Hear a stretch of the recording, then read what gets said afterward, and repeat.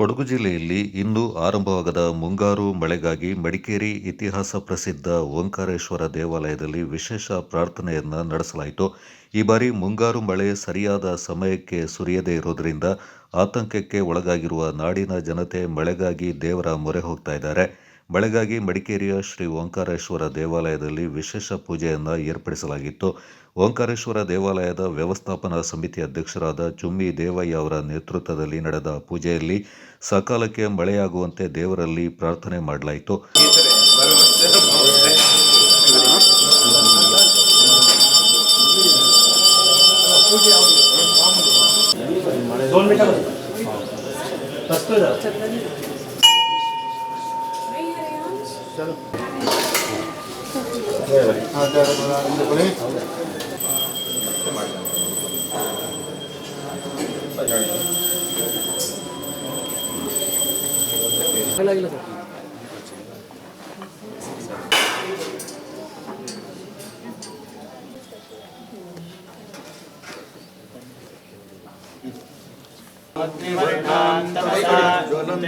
वैरोचनी कर्मफलेषु दुष्टाः दुर्गां देवीं शरणमहं प्रपद्ये पुरुषाय विद्महे महादेवाय धीमहि गणपतिं हवामहे कविं कवीनामुपमस्तमं ज्येष्ठराजं ब्रह्मणस्पद आनशृण्वन्नमः प्रणो देवी सरस्वती वाजे विर्वाजिनीवते ಆಗುವಂಥ ಸಾಧ್ಯತೆಗಳಿರುತ್ತೆ ಭಗವಂತನ ದಯೆಯಿಂದ. ಹಾಗಾಗಿ ಆ ಭಗವಾನ್ ಶಿವ ಇವತ್ತು ನಾಡಿಗೆ ಒಂದು ಅಧಿಪತಿಯಾಗಿದ್ದಾನೆ. ಗಂಗೆಯನ್ನು ಭಗೀರಥ ಭೂಮಿಗೆ ತಂದಾಗ ಆ ಗಂಗೆಯ ರಭಸವನ್ನು ತಾಳಲಿಕ್ಕೆ ಆಗದೇ ಇರುವಂಥ ಸನ್ನಿವೇಶದಲ್ಲಿ ತನ್ನ ಶಿರದಲ್ಲಿ ಗಂಗೆಯನ್ನು ತಡೆದು ಅದರ ರಭಸವನ್ನು ಕಡಿಮೆ ಮಾಡಿದಂತಹ ಮಹಾನ್ ಒಂದು ದೈವ ಶಿವ.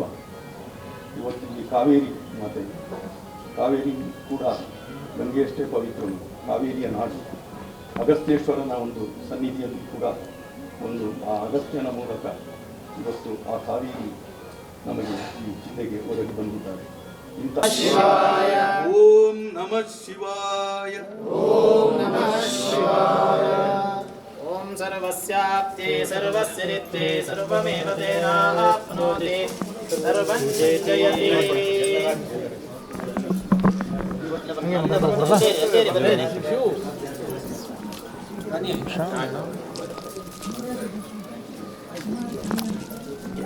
ನಮಃ ಸೋಮಾರ ಚ ರುದ್ರ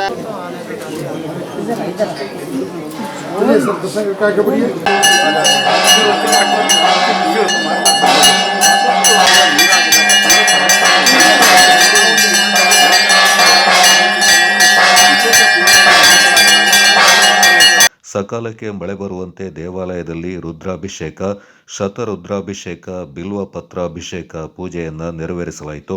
ಕೊಡಗಿನಲ್ಲಿ ಈ ಬಾರಿ ಮಳೆಯ ಕೊರತೆ ಕಾಣ್ತಾ ಇದ್ದು, ಇದೇ ರೀತಿ ಮುಂದುವರೆದಲ್ಲಿ ಕೆಲ ತಿಂಗಳ ನಂತರ ಜಿಲ್ಲೆಯಲ್ಲಿ ಕುಡಿಯುವ ನೀರಿಗೂ ಹಾಹಾಕಾರ ಎದುರಾಗುವ ಸಾಧ್ಯತೆ ಹೆಚ್ಚಾಗಿದೆ. ಸಮಯಕ್ಕೆ ಸರಿಯಾಗಿ ಮಳೆ ಸುರಿಯಲೆಂದು ಕೊಡಗು ಜಿಲ್ಲೆಯ ಮಡಿಕೇರಿಯ ಇತಿಹಾಸ ಪ್ರಸಿದ್ಧ ಓಂಕಾರೇಶ್ವರ ದೇವಾಲಯದಲ್ಲಿ ವಿಶೇಷ ಪೂಜೆಯನ್ನು ನೆರವೇರಿಸಲಾಗಿದೆ. ಈ ವರ್ಷ ನಾಡಿನಾದ್ಯಂತ ಬರಗಾಲದ ಛಾಯೆ ಕಂಡು ಬರ್ತಾ ಇದೆ. ಪ್ರತಿ ವರ್ಷ ಕನಿಷ್ಠ ಪಕ್ಷ ಒಂದು ಕಾಲು ಭಾಗವಾದರೂ ಮಳೆ ಬರ್ತಾಯಿತ್ತು ಜೂನ್ ತಿಂಗಳಲ್ಲಿ. ಈ ಸಲ ಇನ್ನೂ ಎಲ್ಲ ಬಿಸಿಲಿನ ವಾತಾವರಣ ಇದೆ. ಇದು ಕೇವಲ ನಮ್ಮ ಮಡಿಕೇರಿ ಅಥವಾ ಕೊಡಗು ಮಾತ್ರ ಅಲ್ಲ, ಕರ್ನಾಟಕ ಹಾಗೂ ಭಾರತಕ್ಕೆ ಇದರಿಂದ ಧಕ್ಕೆ ಆಗುವಂಥ ಒಂದು ಸನ್ನಿವೇಶ.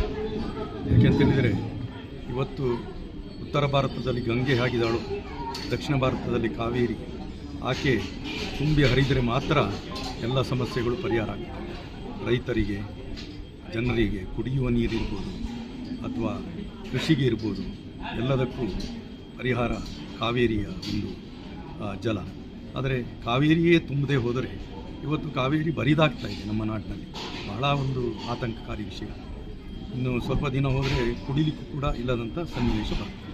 ಅದರಿಂದಾಗಿ ಇವತ್ತು ಕೇವಲ ನಮ್ಮ ರಾಜ್ಯ ಮಾತ್ರ ಅಲ್ಲ, ತಮಿಳುನಾಡು ಇರ್ಬೋದು, ಕೇರಳ ಇರ್ಬೋದು, ದಕ್ಷಿಣ ಭಾರತದ ಅನೇಕ ಕಡೆ, ಮಂಡ್ಯ ಇರ್ಬೋದು, ಕರ್ನಾಟಕದಲ್ಲಿ ಮೈಸೂರು ಇರ್ಬೋದು, ಬೆಂಗಳೂರು ಇರ್ಬೋದು, ಎಲ್ಲರೂ ಕೂಡ ಕಾವೇರಿ ನದಿಯನ್ನೇ ಅವಲಂಬಿಸಿ. ಆ ಮಳೆ ಬಂದರೆ ಮಾತ್ರ ಕಾವೇರಿ. ಇವತ್ತು ಮಡಿಕೇರಿ ತಾಲೂಕಿನಲ್ಲಿ ಹೆಚ್ಚಿನ ಮಳೆ ಬರುತ್ತಿಲ್ಲ ಅಂತ ಹೇಳಿದರೆ ಖಂಡಿತವಾಗಿ ಕಾವೇರಿ ತುಂಬೋದೇ ಇಲ್ಲ. ಕಳೆದ ಸಲ ಇಷ್ಟೊತ್ತಿಗೆ ಹಾರಂಗಿ ಕೂಡ ತುಂಬಿ ನೀರು ಬಿಡಲಾಗಿತ್ತು, ಆದರೆ ಈ ವರ್ಷ ಏನೂ ಕಾಣ್ತಾ ಇಲ್ಲ ಸರ್. ಹಾಗಾಗಿ ನಾವು ಅನಿವಾರ್ಯವಾಗಿ ಬೇರೆ ಏನೂ ದಾರಿ ಕಾಣೋದಿಲ್ಲ. ಯಾಕೆಂತೇಳಿದರೆ ಸಾಮಾನ್ಯವಾಗಿ ಪ್ರಕೃತಿಗೆ ಪೂರಕವಾಗದಂತೆ ಆ ಪ್ರಕೃತಿಯನ್ನು ನಿಯಂತ್ರಣ ಮಾಡುವಂಥ ಆ ದೈವೀ ಶಕ್ತಿಯನ್ನು ನಾವು ಅವಲಂಬನೆ ಮಾಡಲೇಬೇಕು. ಕೊಡಗಿನಲ್ಲಿ ಪಾಡಿ ಉತ್ತಪ್ಪ ತಲಕಾವೇರಿ ಕ್ಷೇತ್ರದಷ್ಟೇ ಒಂದು ಪುಣ್ಯವಾದ ಕ್ಷೇತ್ರ ಮಡಿಕೇರಿಯಲ್ಲಿ ಈ ಓಂಕಾರೇಶ್ವರ ಐತಿಹಾಸಿಕ ಲಿಂಗರಾಜನ ಕಾಲದಲ್ಲಿ ಸ್ಥಾಪನೆಗೊಂಡಂತಹ ಒಂದು ಐತಿಹಾಸಿಕ ದೇವಸ್ಥಾನ. ಇಲ್ಲಿ ಬಹಳ ಒಂದು ವಿಶೇಷ ಶಕ್ತಿ ಇದೆ. ಹಿಂದೆಯೂ ಕೂಡ ಅನೇಕ ಸಂದರ್ಭಗಳಲ್ಲಿ ಮಳೆ ಇಲ್ಲದಿದ್ದಾಗ ಅಥವಾ ಅತಿವೃಷ್ಟಿಯಾದಾಗ ಅಥವಾ ಅನೇಕ ಸಂಕಷ್ಟಗಳ ಸಂದರ್ಭದಲ್ಲಿ ಪ್ರಾರ್ಥನೆ ಮಾಡಿರುವಂಥದ್ದು, ಅದಕ್ಕೆ ಫಲ ನೀಡಿರುವಂಥದ್ದು ಕೂಡ ನಮಗೆ ಕಂಡುಬರುತ್ತೆ. ಹಾಗಾಗಿ ನಾವು ನಮ್ಮ ಈ ಸಮಿತಿಯ ಮೂಲಕವಾದರೂ ಸಾರ್ವಜನಿಕರ ಇಡೀ ನಾಗರಿಕರ ಪರವಾಗಿ ನಾವು ಒಂದು ಉದ್ದೇಶವನ್ನು ಇಟ್ಟುಕೊಂಡು ಇವತ್ತು ಈ ಒಂದು ಪೂಜೆಯನ್ನು ವಿಶೇಷವಾದ ಪೂಜೆ ಮತ್ತು ಪ್ರಾರ್ಥನೆಯನ್ನು ಓಂಕಾರೇಶ್ವರದಲ್ಲಿ ಮಾಡಿದ್ದೀವಿ. ಯಾಕೆಂತ ಹೇಳಿದರೆ ಹಿಂದೆ ಎಲ್ಲ ಯಜ್ಞ ಯಾಗಾದಿಗಳನ್ನೆಲ್ಲ ಮಾಡ್ತಾಯಿದ್ವಿ. ನಾವೀಗ ಏನೂ ಇಲ್ಲ, ಕೇವಲ ಭಕ್ತಾದಿಗಳು ಬರ್ತಾರೆ, ಅವರ ಪೂಜೆಗಳನ್ನು ಮಾಡ್ಕೊಂಡು ಹೋಗ್ತಾರೆ. ಆದರೆ ಸಾರ್ವಜನಿಕರಿಗೆ ಇಡೀ ನಾಡಿಗೆ ಪ್ರಯೋಜನ ಆಗುವಂಥ ವಿಚಾರದಲ್ಲಿ ನಾವು ಇವತ್ತು ಯೋಚನೆ ಮಾಡುವಂಥದ್ದು. ಹಾಗಾಗಿ ಸಾಮೂಹಿಕವಾದ ಒಂದು ಪ್ರಾರ್ಥನೆಯೊಂದಿಗೆ ನಮಗೆ ಒಂದು ವಿಶ್ವಾಸ ಇದೆ, ಖಂಡಿತವಾಗಿಯೂ ಮಳೆ ಬರ್ಬೋದು ಅಂತ. ನಿನ್ನೆಯೂ ಕೂಡ ಬಲಮುರಿಯಲ್ಲಿ ಪರ್ಜನ್ಯ ಜಪ ಮಾಡಿದ್ದಾರೆ. ಅದೇ ರೀತಿ ಎಲ್ಲ ದೇವಾಲಯಗಳಲ್ಲಿಯೂ ಕೂಡ ಹಿಂದೆ ದೇವಾಲಯ, ಮಸೀದಿ ಮತ್ತು ಚರ್ಚ್ಗಳಲ್ಲಿಯೂ ಕೂಡ ಪ್ರಾರ್ಥನೆಗಳನ್ನು ಮಾಡ್ತಾ ಇದ್ದಿದ್ದು ನನಗೆ ನೆನಪು. ಮಳೆ ಇಲ್ಲದೆ ಇದ್ದಿದ್ದಾಗ ನಾವು ಅದು ಎಲ್ಲವೂ ಈ ಕಾಲದಲ್ಲಿ ಏನಾಗಿದೆ, ಕೇವಲ ನಮ್ಮ ವೈಯಕ್ತಿಕವಾಗಿ ಮಾತ್ರ ಈ ಪ್ರಾರ್ಥನಾ ಮಂದಿರಗಳು ಅಂತಾಗಿದೆ. ವೈಯಕ್ತಿಕವಾಗಿ ನಮ್ಮ ಆಸೆ ಈಡೇರಿಸಬೇಕು. ಆದರೆ ಲೋಕ ಸರಿಯಾಗಿದ್ದರೆ, ಲೋಕವೇ ಡೊಂಕಾಗಿಬಿಟ್ರೆ ನಾವು ಜೀವಿಸಲಿಕ್ಕೆ ಕಷ್ಟ ಆದರೆ ಹೇಗೆ? ಹಾಗಾಗಿ ನಾವು ಲೋಕದ ಒಂದು ಹಿತದೃಷ್ಟಿಯಿಂದ, ಸಾರ್ವತ್ರಿಕ ಹಿತದೃಷ್ಟಿಯಿಂದ ಎಲ್ಲ ದೇವಾಲಯಗಳು, ಸಣ್ಣ ದೇವಾಲಯ ಇರ್ಬೋದು, ಅದು ಸಣ್ಣ ದೇವಾಲಯ ಅಂತಲ್ಲ, ಅಲ್ಲಲ್ಲಿ ಒಂದು ಶಕ್ತಿ ಇದ್ದೇ ಇರುತ್ತೆ. ಎಲ್ಲ ದೇವಾಲಯಗಳ ಸಮಿತಿಯವರು ಕೂಡ ಹಿಂದೆ ಸರ್ಕಾರವೇ ಈ ರೀತಿ ಪೂಜೆ ಮಾಡಲಿಕ್ಕೆ ಮುಜರಾಯಿ ಸಮಿತಿಯಿಂದ ಒಂದು ಸಲ ಆದೇಶ ಮಾಡಿತ್ತು, ಅದು ನೆನಪಿದೆ ನನಗೆ. ಹಾಗಾಗಿ ನಾವೆಲ್ಲರೂ ಕೂಡ ಈ ಒಂದು ಸಾಮೂಹಿಕ ಪ್ರಾರ್ಥನೆಯನ್ನು ಮಾಡೋಣ. ಖಂಡಿತವಾಗಿ ಆ ದೈವಿಕ ಶಕ್ತಿಗೆ ಅದು ತಲುಪುತ್ತೆ, ನಮಗೆ ಖಂಡಿತವಾಗಿ ಪ್ರಯೋಜನ ಆಗುತ್ತೆ. ನಂಬಿಕೆ ಮುಖ್ಯ ಅಂತ ಹೇಳಿ